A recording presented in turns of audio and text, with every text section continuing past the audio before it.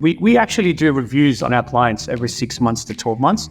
And I think if a client wants to find out, that's one, just make sure you're in kind of that sort of program. If not, reach out to your broker or your banker, whoever it may be, at least once a year or 12 months or 6 months, and just get an idea of the level of what the bank thinks your property's worth.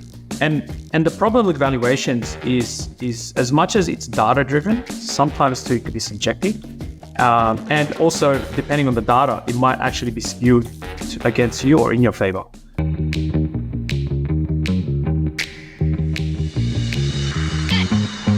Hello and welcome. You're listening to Dashdot Insider, the auditory epicenter for property investors seeking a life of freedom, choice, and abundance. And if you're interested in property investing, then you must be interested in finance, because property investing is a game of finance. And joining me today to talk about finance is Onar Serrano from Lendary. Onar, how are you?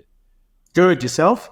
Very, very well. So for the uninitiated, why don't you give us a kind of 60-second snapshot? Tell us a little bit about yourself. Tell us a little bit about Lendary. Basically, why should anyone care what you've got to say on this topic? Yeah, so I'm the principal and lending specialist at Lendary. We're a mortgage broking office in Alexandria. I was originally part of a team that was prior to Lendary that was like the number one branch for a franchise.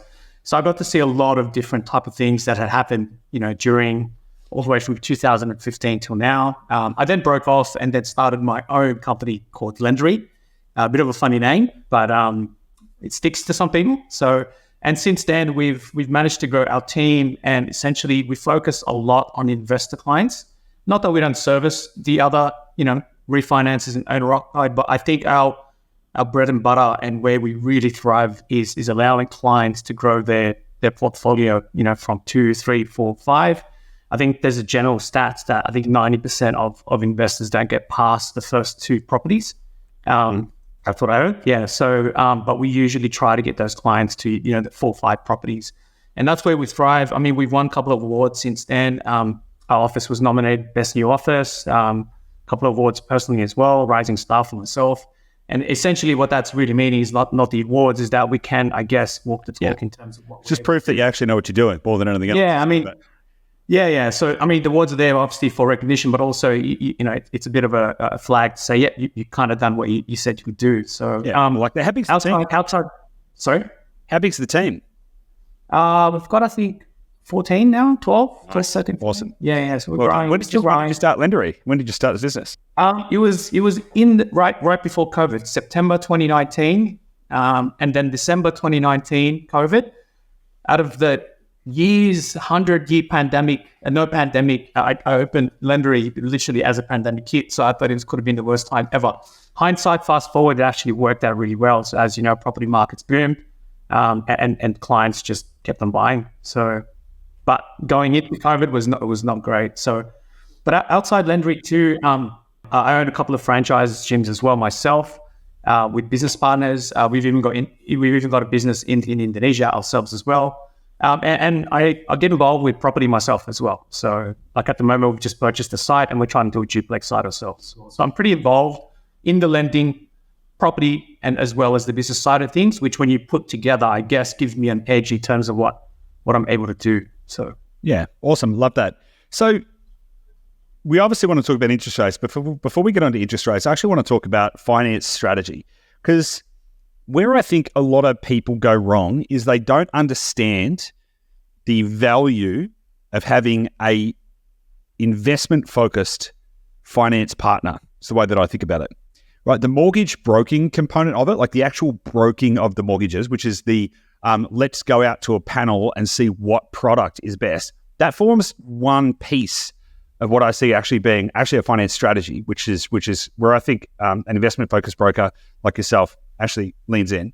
And so what I'm actually interested to know from your perspective, because correct, you pointed out 90% of property, 71% of property investors get stuck at the first property, another 19% make it to the second property, that's 90 in total.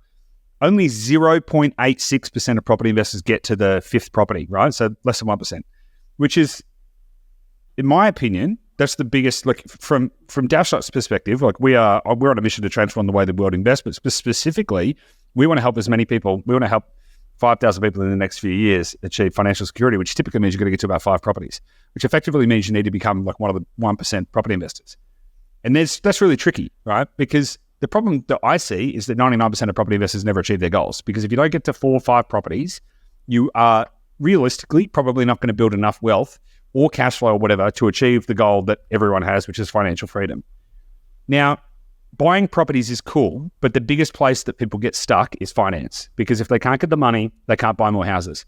So what advice or context can you add to this discussion around the difference between people who get stuck at 1 or 2 properties and those who get to 4 or 5 properties? What's the difference from a finance perspective? Like anyone, give you an example. I go to the gym a lot. If you go to the gym and just rock up and start training with no plan, nothing, no meal plan, no workout plan, you're most likely not going to progress to where you want it to be. So it's the same for property, as in what you guys do, but it's the same for finance as well. When you speak to a mortgage broker, or I guess your banker or whoever it may be, at the end of the day, you need to allow them to know what your long-term goal is. So that way we can then plan forward for how you're going to get there. A lot of clients just say to me, hey, I just want to buy an investment property and that's it. They come back. And next you know, we're now squeezing serviceability because we probably should have put them in a trust a little bit earlier. Or not us, but anyway, the trust conversation should have come in a little earlier. They often tap out at capacity on the 3rd property, maybe 4th. If they're very good at it, maybe the 5th, I would say. But I think having that plan in place, speaking to a mortgage broker that plans out the right strategies moving forward, and also actually visualizes that for you to be able to see how that works. I had a client the other day, didn't even realize that he could use his equity to go into the second investment property. He's been saving money. So this whole time, he's got ample equity, $500,000 worth of equity, but didn't even realize he could take equity out. So when we had a chat to him, he was really surprised around it. And I said, look, take equity out, put your money in the offset against your principal place of residence, reduce that interest expense, focus on paying that down, and then leverage off the investment, leverage off your property for the investment property. So I think it's just making sure you have a plan in place, a long term, whether it's 2 years, 5 years, or 10 years down the track. I think sit down and say, this is what I want to do. Mortgage broker will essentially run the numbers together. I often do this with my clients. And then I actually visualize how you could stack properties as well.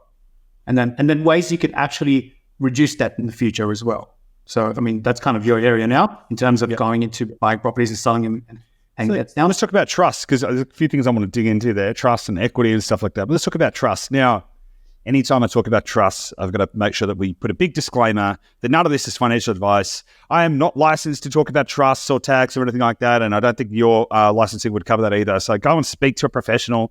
If you're interested in, exploring trust, go speak to an accountant, all of that kind of stuff. That being said, a lot of advice that gets given about trusts broadly is buy the first few properties in your personal name. Then once you run out of borrowing capacity, then go and start buying in trust. That seems to be a general narrative. So buy like 1 or 2 or 3 properties in your personal name, then start buying in trust, which is all well and good, except the investors that I know that have gotten beyond 5 properties, typically beyond 5 properties, they're the ones that turn around and go, God damn it, we now need to go back and sell some of our earlier properties because we didn't get the finance strategy correct. And we should have bought them all. The typical thing is like, if they knew what they know now, they would have bought in trust from the start, which is really, really interesting. Now, I want to get your opinion on that specifically, and I'll just add in a little additional thing that for the listener. The way that I think people should think about this is if your whole goal is only ever to buy 1 or 2 properties, then perhaps just buy in your personal name. However, if you have an intent, even if you don't know how you're going to do it, but if your intent is to build a significant portfolio, so 4, 5, 6, 7 beyond, then you probably want to think about just going trusts from property number 1. I'd love your take on that topic. Yeah, so what I find, like exactly what you said, clients will come to us, they'll buy 2, 3, 4 properties, and their capacity's tapped out, and then they want to do trust. By that time, it's actually too late because you've maxed your servicing. So when you go for a trust loan application, they still have to factor in your income and your liabilities, but you've loaded all your liabilities by that time. So you're trying to get this 5th loan or whatever it might be, but you loaded the liabilities, you're actually struggling to service. My thoughts around this is that people should be doing it much earlier, whether it's the second last one or the first one, but they should already consider it in their mind, because as you're probably aware, when you put a property under a trust, though there's no negative gearing benefits for the individual, you can isolate that trust as if that trust doesn't exist in your individual name, so that the lending in there basically doesn't exist under your personal name for the most part. Yeah.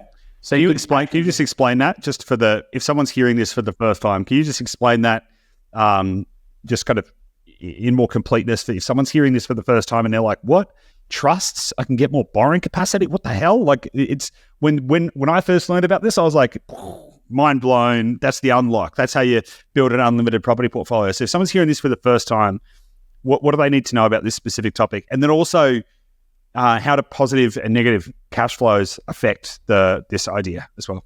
Yeah. So the idea is when you buy a property under your name, the liability and the income or the property goes under your individual name.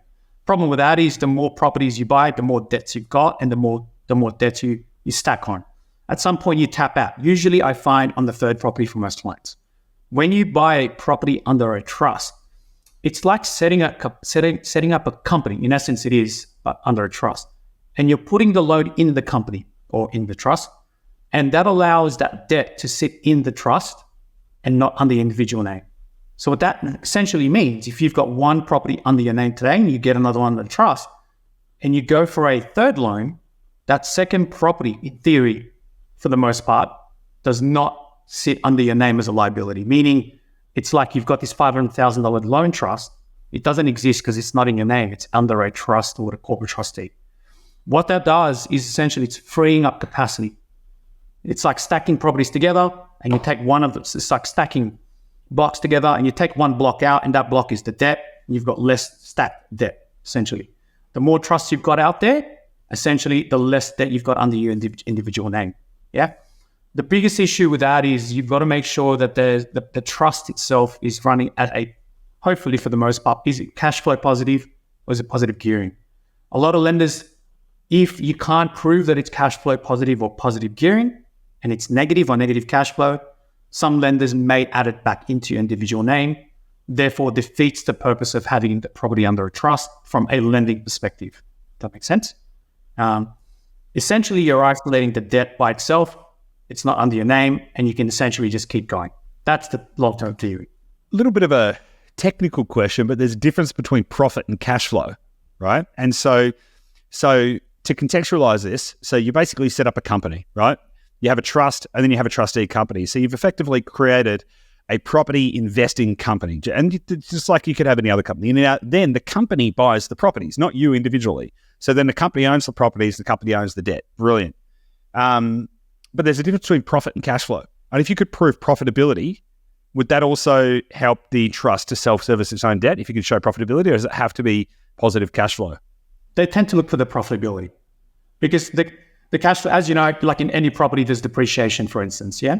So let's, for instance, you have 10 grand cash flow positive on this property, but your depreciation is essentially 15 grand.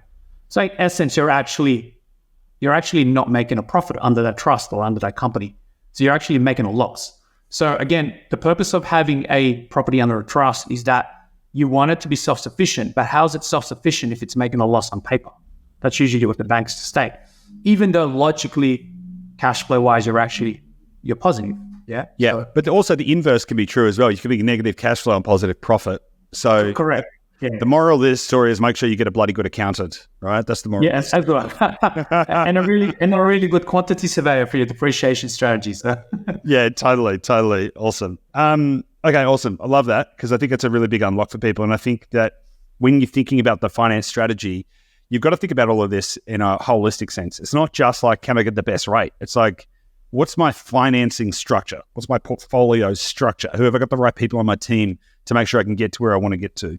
I want to talk about equity as well, because you mentioned that you had a client come to you recently and they didn't even know that they had equity in their property, or they didn't even know they could use it.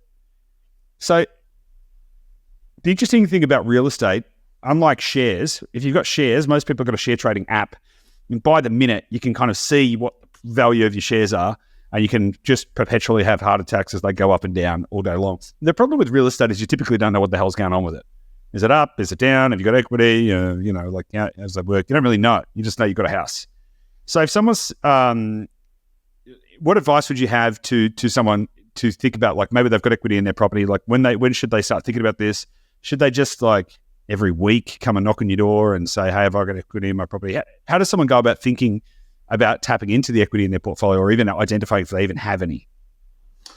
So I guess for us, and I think it's something you guys do, we actually do reviews on our clients every 6 months to 12 months.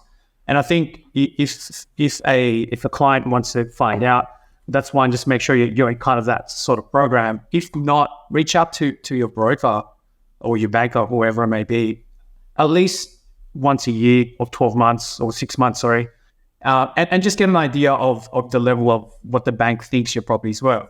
And the problem with valuations is as much as it's data driven, sometimes too it could be subjective. And also, depending on the data, it might actually be skewed against you or in your favor. So there's different types of valuations. There's desktop valuations, upfront valuations, there's curbside valuations, and so on. But the idea is get a valuation on your property and just get an idea of where it sits today. And if it's increased from the previous, then all that really means is that the value of the property is increasing, meaning that your equity is increasing, and then you can tap into that equity. So for, I think, first-time purchaser, I would say around that 8 to 12-month mark, just get an idea. Yeah. For an investor who's going really aggressive, usually they would like to reach out every 6 months. And speculators, I think maybe once every 6 to 12 months, 18 months, that's usually the gauge. I mean, I've got clients that call me every 3 months, say, can you value my property? So, but they're very aggressive, So, but I think 6 to 12 months is more of a realistic time frame. So, yeah, got it. Yeah, so we do, as you mentioned, we do that with our clients as well. So we do every 6 months, we do valuations, rental appraisals, buy, hold, sell reviews, all of that kind of stuff to kind of keep people on track. And we found that we were doing it quarterly. That was too much, and every 6 months seems to be about the right cadence to kind of keep people moving forward in the right direction. Let's talk about interest rates. Interest rates have obviously gone up a lot over the last, 18 months or so.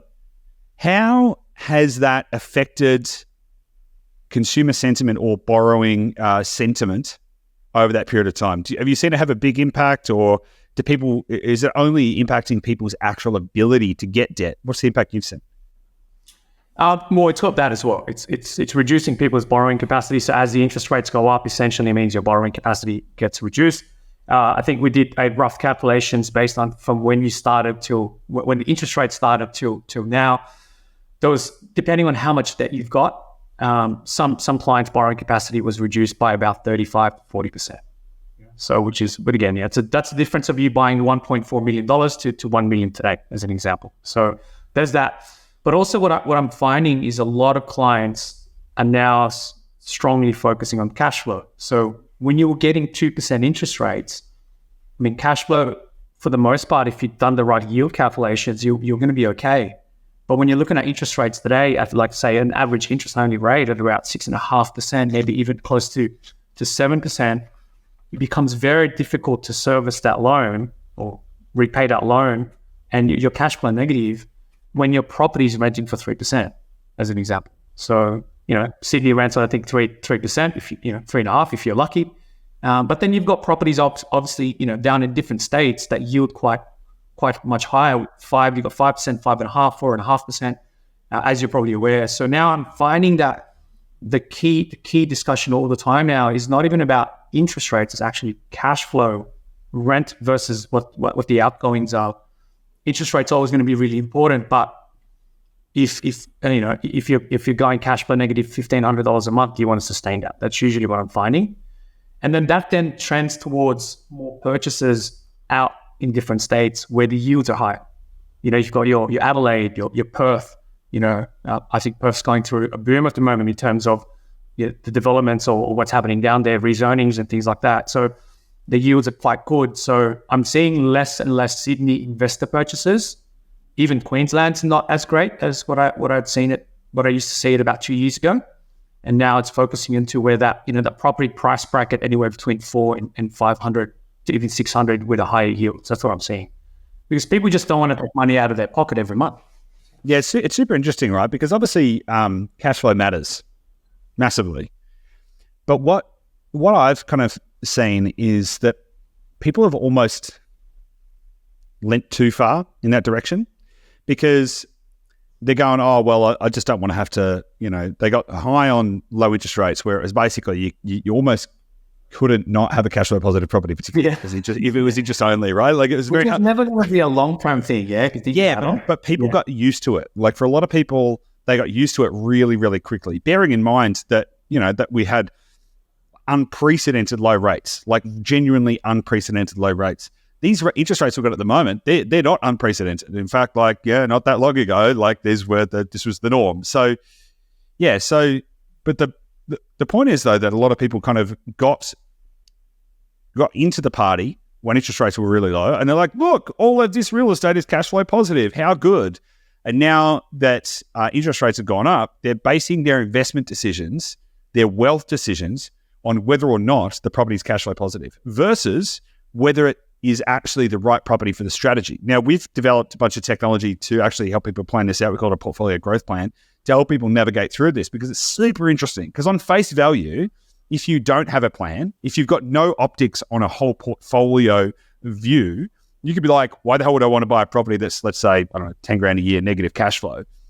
But if you can see how that fits into a whole portfolio, doing that now might actually still get you to your financial freedom goal in the next 7 to 12 years. And I'm seeing a lot of people that are making suboptimal investment choices, either to not invest, oh, it's too hard at the moment, I just won't invest, or I'll only buy a property if it's positive cash flow, which subsequently may mean that they're going to buy a suboptimal property in a suboptimal location that's not actually going to fit a strategic plan. So they're making suboptimal investment decisions by putting cash flow on the idolizing cash flow too much, and say, well, that's the only metric on which I'll assess whether or not this is a good purchase or not.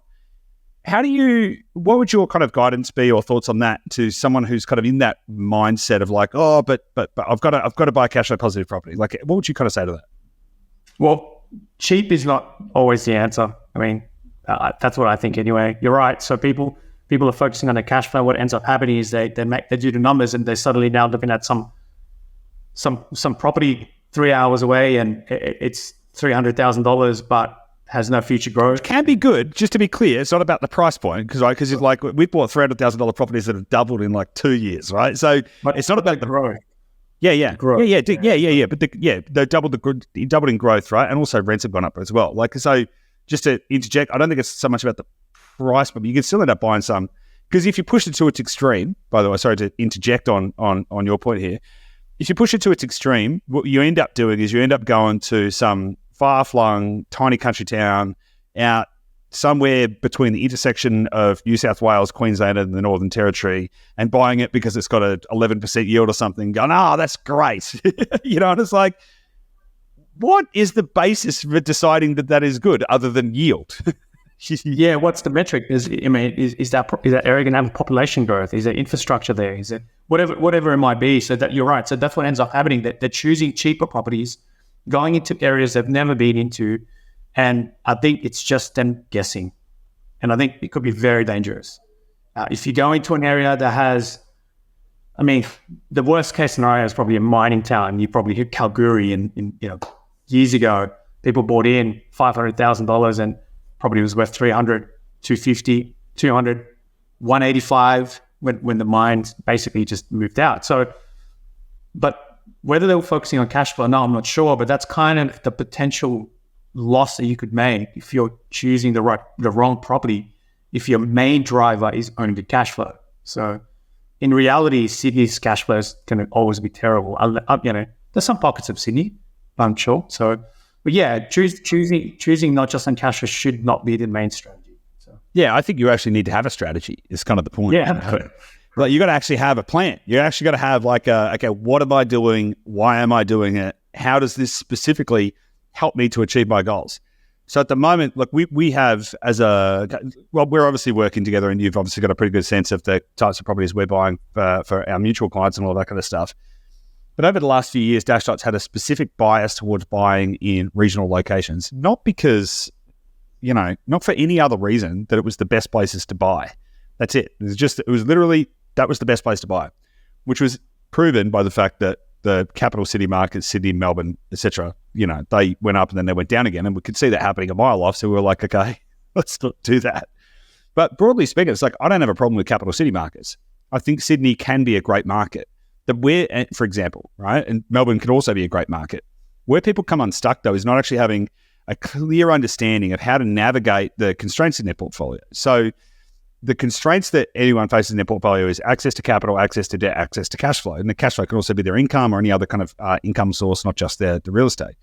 And so if the timing is right and you buy the right property, the right place at the right time, and if that location happens to be in Sydney, and if that does not cause you to hit one of your constraints, i.e. to be able to stop you purchasing more properties, that can still be a good decision.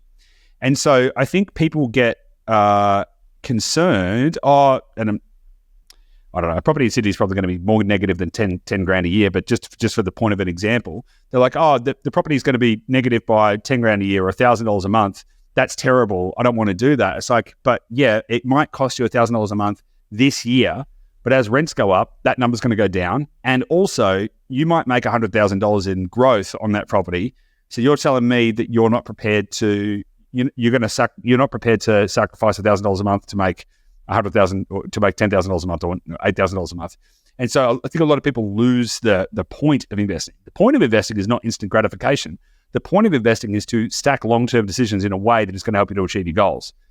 But understanding like, hey, before I go and buy this, go speak to my finance strategist, right? So my mortgage broker, and go, hey, if I do this, am I going to screw myself over? Like, am I going to be able to never borrow again if I buy this?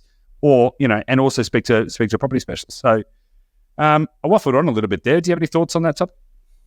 No, yeah, I mean, that's pretty much bang on. Like, I think solely cash flow decisions, then you might as well go out and buy a $250,000 property that's going to give you $400 rent. But and that be the only metric that you look at. Yeah. If that's the only metric you look at, it's a very dangerous viewpoint, I think. There's areas that's done really well where the rent wasn't quite there, but the property market had done really well. But you're right too. People forget that what happens over time with rent goes up over time. Yeah, like what were you paying rent 15, 10 years ago? It's not like it's going to remain today. And if they can hold on to that, and if there is some sort of sense of capital growth in that area, then you got to weigh out the option of, okay, do I take a little bit of a cash flow hit for a potential, 20%, 15%, or whatever it may be gains in the next couple of years? And you have to factor that out holistically into your strategy. Just can't leave one point of item. So, can't just be cash. But that's what I'm saying. And unfortunately, that's because, everyone's kind of like in this scramble mode. It was like, I want to get the cheapest rate, cheapest whatever it is. But also at the same time saying, well, I want to borrow more, but I want to get the cheapest. But it's not really the main strategy you should be looking at. So it should be a holistic set of points that allows you to move forward. Yeah, it's kind of like the question is like, are you better off to get lower rates, or are you better off to get more debt? Like, is it access to debt, or is it lower rates? Like, what's the better solution? And my advice would be to optimize for not getting stuck. You can have the lowest rates in the world, but then also you might not be able to borrow any more cash, in which case you can't buy any more properties, in which case you can't grow your wealth. Or maybe you could pay a higher rate and then actually still be able to get access to credit and therefore go and buy more properties, which subsequently is going to move you to your goals faster. So by optimizing for the wrong outcome, you can add decades onto your wealth strategy just by making a kind of short-term decision like that. Yeah. When clients come up to me and ask me about, give me the best possible interest rates, but I also want to keep going, but they don't have the capacity to go to that bank that gives them the best interest rate, it becomes a pointless task. Yeah. It's funny. You mentioned I'm on a bit of a fitness journey as well, and it's kind of like it's like people who want to bulk and cut at the same time. It's like, I want to get as big as possible, and I want to lose a heap of fat. I said, well, which one do you want to do? Like, which one? Like, do you want to get bigger, or do you want to get leaner? Because I mean, you can sort of tread that line a little bit, but like broadly speaking, you got to go, well, what's more important? What's more important to you? Just a little interesting. Yeah, exactly. Just as a little side note, I read about a town in Germany where the rent hasn't gone up since I think like 1605 or something like that. Like they built this town, and it was like mandated that the rents could never go up. So I think people pay, maybe it was like 1805 or whatever. I think people pay something like, I don't know, it's like less than 100 euros a year for rent. And it's a whole town. Like they built this whole village. It's like it's an awesome like social housing kind of project, but it looks beautiful. Like it looks like this like, quaint German village and stuff. And I'm like, man, that's awesome. So, but unfortunately we don't have that. Well, actually, fortunately for investors, that's not happening. You won't have growth there. Like growth. Yeah. There would probably be no growth, and also your rents aren't going to go up, and like you'd probably be not a great investment for you to have. So where do you see interest rates going? I mean, as we record this, it's the 2nd of November, so that's going to date the podcast a little bit, but I think it's useful because there's about to be an RBA announcement. What do you think it's going to go? In the short term, my personal opinion is there's probably going to be about a 1, possibly 2 rate rise, and I hope not, but in reality, I think that's where it's coming to. But in the, I guess, more medium term, I think they'll dial back. They have, they've held off for a bit. And I mean, the RBA has held off for a bit. And I think coming to next year, I think my personal opinion, I gave caveat around this, I'm not a future interest rate forecaster. I think it'll hold, and probably till the end of next year, as inflation hopefully comes back down, the RBA may consider, in my opinion, reducing rates. If it's not the end of next year, it'll be the following year. But I think for the short term, I guess in the next 12 months, we're probably just going to hold where we are. There's looming discussions that rates would be going up next month. Obviously, with the quarter inflation up. But I mean, I think there's always going to be 1 or 2 in the next 3 months. My personal opinion. So yeah, it's interesting. There was a lot of discussion when rates started going up that the property market was going to crash because of rates. Obviously, that hasn't happened. Like we saw Sydney and Melbourne pull back a fair way, but broadly speaking, that hasn't happened. I mean, our clients on average have gotten, I think, nearly 11% growth over the last 12 months when the rest of the market's done about 3% or something. So what's your point of view on what's going to happen to the real estate market over this period of time? Let's say, do you think it's going to, over the next couple of years, do you think it's going to continue to go up, flatline, go down? What's your kind of point of view on that? Well, at this moment, feedback I'm getting, the data I'm seeing as well, is that properties are flying off the shelf at the moment. So whether that's probably because it's getting hotter and people, investors come back in as a spring comes in and it gets hotter and then it tapers off and comes back in Feb. From what I'm seeing, whether it's maybe a slight low stock volume, properties are still increasing from what I'm seeing. In fact, pre-rate rises, I think the median Australian house prices has met, it's back to that, I think 750 mark, maybe, I can't remember, but it's the same number now than it was pre-rate rise. So it's actually climbed back up. So I think there was an article that came out yesterday, I can't remember. But between now and let's say the end of next year, I think it will still creep up bit by bit. I just don't think we're going to see that growth that we had during, obviously, post-COVID or during COVID.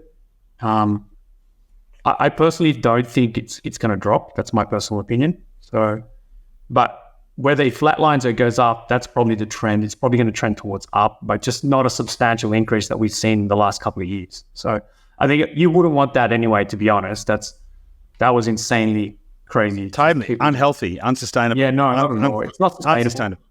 No. So yeah, you want it to be that reasonable increases in prices. So. Yeah, totally. I was worried when it was. I was like, man, this is like cool if you're investing, but far out. Like it was. Yeah. So we purchased in an area down the south coast, and when it started, property prices were 500, 550, Then now today, well, at one point you hit $1 million.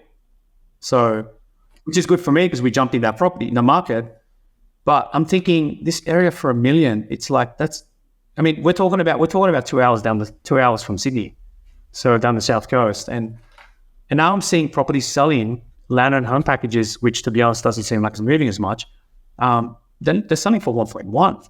So, but if that kept on going, 1.5 would be very close to to the next norm, which is not realistic for that area. So not realistic yet. I mean, over time, but over time, of course, as wages increase and the normal economics happen, but not price increases in that manner. Yeah.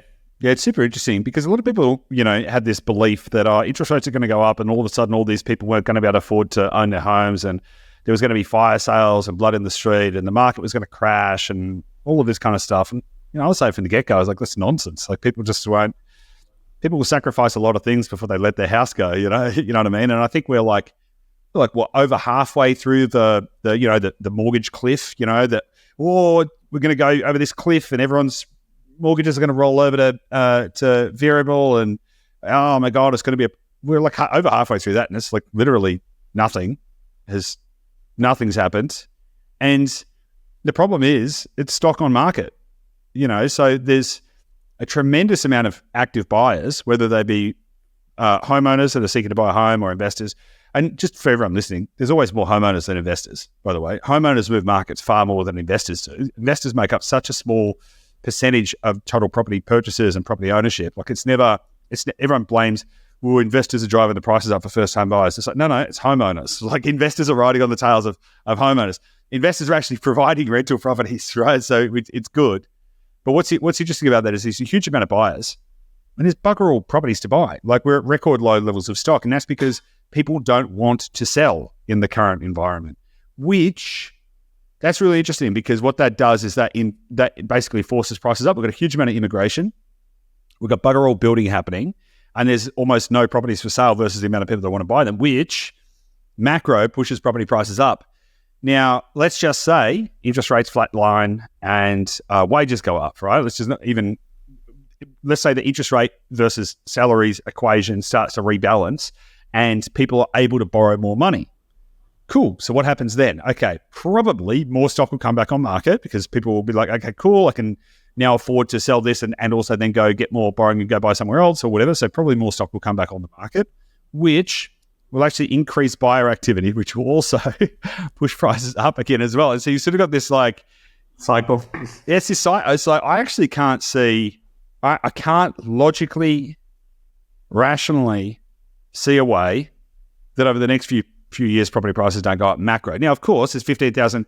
There's actually, I've always said 15,264. There's actually the based on the last census, there's 15,363 towns and suburbs in Australia now. And so they're all different, right? They're all like, you can't just say, oh, the Australian property market will do X because you'll make huge mistakes. But some locations are going to outperform massively over the next few years. And it comes down to sort of the three basic elements like lifestyle, jobs, and affordability. And if you can get those three things right, then the only way that I can see is up, which is why it's so important to have these conversations because people need to kind of like recontextualize how they should be thinking about participating in the real estate market. It's not about the lowest interest rates. It's not even about cash flow. It's about continuity. It's about how can you put a plan together to actually help you to get from where you are now to where you want to be and participate because like it or not, I can't see any path that isn't up. As long as you're buying in the right place, some places won't perform very well. So yeah, correct. Yeah. And I think if you look at just in general from, I guess, historical figure, the real property price growth. So when you take out inflation, I guess, there's the 100-year graph that I think the RBA has. Go Google it if anyone can find it. And it's trends up. Doesn't trend down, it trends up. So, I mean, it's got obviously peaks and troughs, but the general trend is up. So, and I think Australian banking system, just to add to that as well, is very, very safe as well. So it's one of the safest banking systems in the world. I just heard in America, apparently they got what they call recourse loans. Yeah. No, they've got non-recourse loans. Non-recourse, sorry. Yeah. They can literally just give the keys back, say, see you later, I don't have to pay your loan.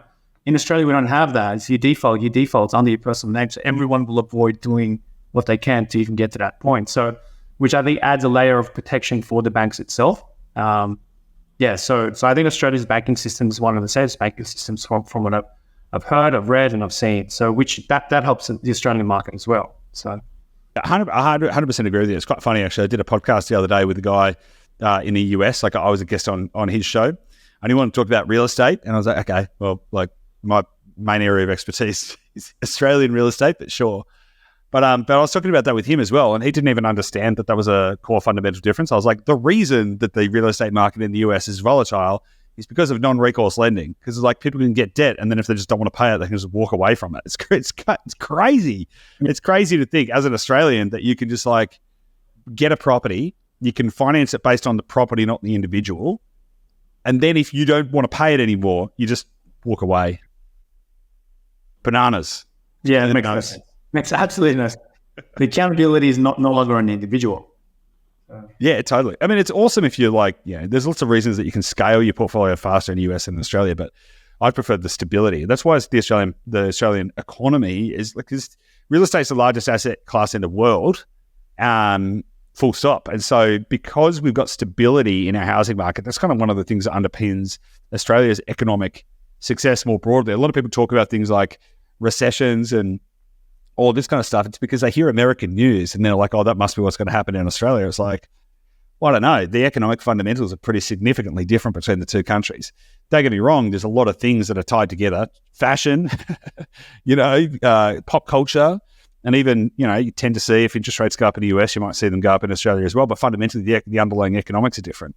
And I think that if I had one overarching point of view at the moment, it would be, look, for some people, it's not going to be the right time to invest, and that's okay. Like if you can't invest, like if you're not actually able to invest, don't worry, because there's going to be plenty of opportunities to invest in the future and to still make significant gains.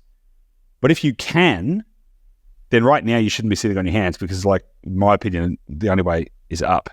So what advice would you have to people who are thinking about investing in the current environment before we wrap it up?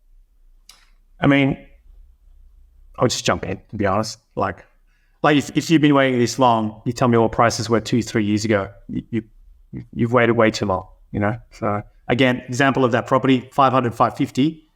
I'll probably say it's worth 850 right now. I mean, this price has gone up a million. If I waited just to see when the property price was going to drop up, I would have lost 300 grand, 350, so as an example. So, and again, the general trend, and I mean, that general consensus of the 7 to 10 year property prices in Australia double. I mean, if that does come to fruition every single 10 years, then I think why would you wait for another couple of years just to see how things are going? So, I mean, even if you look at prices today versus what they were 5 years ago, I mean, you just look at it vast differently. Some areas are 2 times. Totally. If you could go in a time machine, and go back even just 1 year. Yeah. Even just 1 year. Pre-COVID. 1 year, just let me years, get 5 back years. Yeah. 100%. So I think, my general thought around property is that it's very safe in Australia. That's my honest and humble opinion. The banking system's good. If you're waiting for the property market to go down, you're going to be waiting a long time. So 100% agree. 100% agree. Onar, if people want to reach out to you, if they want to get a bit of get someone to have a look at their finance, their structure, all of that kind of stuff, where should they go? Just the website, lendary.com.au, or just Google us, Lendary, and just reach out when they can. So awesome. Love it. Thanks so much for your time. Appreciate your insights. Good to chat. Thanks for coming. Thanks, Goose. Thank you.